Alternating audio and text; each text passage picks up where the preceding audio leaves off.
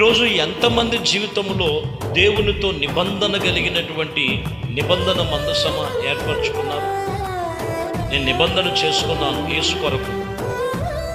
తప్పు మార్గాలలో ఉండకూడదు, లోక సంబంధముగా నడుచుకోకూడదు, వ్యర్థమైన వాటికి చోటివ్వకూడదు, ఆత్మ సంబంధమైనటువంటి దేవుని కృపా వరముల చేత, సత్యస్వరూపి కలిగిన ఆత్మ చేత పరిశుద్ధమైన జీవితము జీవించే జీవితాలుగా నేను ఉండాలి, ప్రభు కొరకు నేను జీవించాలనే ఒక నిబంధన చేసుకున్న వారు ఎంతమంది?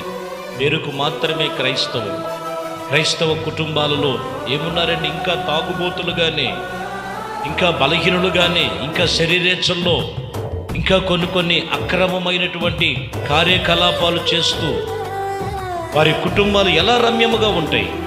కాబట్టి ప్రియమైన దేవుని బిడ్డలారా, నిశ్చయముగా నువ్వు ఏ బలహీనతల్లో చిక్కుకున్నావో, ఆశీర్వాదం అనేది నీ కుటుంబానికి దూరముగా ఉన్నదేమో,